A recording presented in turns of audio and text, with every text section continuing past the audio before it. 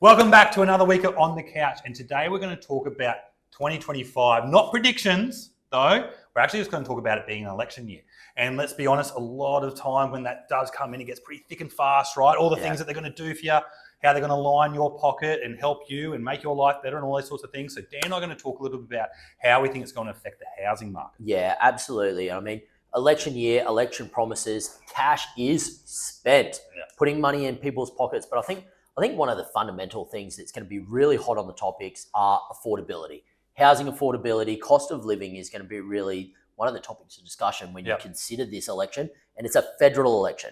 These are the guys who have got the levers, right? They're the ones that can play with the tax rules. They're the ones that can talk to the RBA and can have a conversation about what they're going to do in monetary policy, because the state governments can't do that stuff. They've got their own set of levers. So we're talking about the federal level stuff. The big boys. So what do you reckon, man? What do you reckon some of the things are they going to promise or try and deliver on? Yeah, I think one of the big things that they're going to do, and there's already been some stuff around it, right, is housing affordability.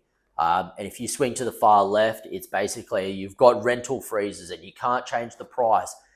But to the far right, I think even the far right has a recognition that there's probably a undersupply of housing. So I think each of the major parties or each of the minor parties, even from that matter, are going to turn around and they're going to have a way that they want to address the housing prices to allow people either to get into the property market or to maybe look at what the opportunities are to increase the supply through increased development. But I think that that's going to be one of the key policies that they go down, is going, how do we make housing affordable for the entire community of Australia? Absolutely, mate. And I think they're going to have to work pretty strong or have a strong tie with the state government. So let's be honest, state governments have been sort of working towards that. You know, we've seen increases in stamp duty and so on and so forth. Obviously leaning into where the landlord is, right, and how the landlord's interaction has been with the tenant. I think federal government is also going to play a major role in that. And let's be honest, Dan, like a lot of people trying to cry foul and stuff all the time, like, well, you know, the tenants can do whatever they want. But there's also been a lot of good initiatives, right? Like having the minimum housing standards, like, you know, what people sort of deserve to live in, you know, as a baseline. So I think... And if you're looking at the minimum housing standards, for example, like if you're buying a good quality property that is going to be appealing to a lot of the masses, like you're going to meet those minimum housing standards by far and away. You don't need to worry about this stuff. This isn't you turning up. This is targeting realistically people that go like, I've got black mold in my roof. My smoke alarms have never worked in my house. So hot water system's broken. Hot water system's broken. And it's basically turning around going, we need those people to go and fix stuff that is there for safety purposes, and it needs to be rectified in order to make sure people are living safely in those houses. Yep, absolutely. So it's going to be really, really interesting to see how the opposing governments actually look forward and say, hey, this is what we're going to do and this is the outcome it should achieve. But let's be honest, sometimes promises don't come. Yeah, I think one of the other big election topics is going to be around negative gearing. It's already started to rear its head.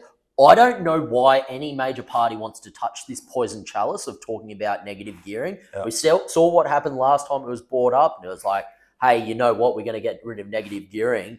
And that party said bye-bye to the government. So, you know, at the end of the day, it's a bit of a poison chalice. Where do you think they're going to go with that, mate? Is it going to rear its head again? Oh, I always think it does, you know, but they've sort of shown that it doesn't really change anything to do with housing supply. Like they've modeled that a lot of the time. I think it just really becomes a, like you said, a poison chalice, right? Like where someone sort of carries that forward, and it's been to the detriment of governments in the past, because whenever it goes, oh, it's all these rich people who are doing negative gearing, it's not. It's all the time it's the average Australian, right? Like, and they're needing to have those tax breaks to make, you know, building themselves into a prosperous future and getting themselves into a point of retirement and so on and so forth. They need to have those levers there. And it's a huge, you know, when you look at depreciation and so on and so forth, it's a massive benefit for people who are going and building a brand new property. You know, to take that away is really going to take away the housing supply, like people wanting to do that sort of thing. So where these people live. Yeah, absolutely. The new supply of housing will be reduced, everything like that. And I think at the end of the day, if you look at the voter pool, right? A large portion of Australians have all of their wealth tied up in housing.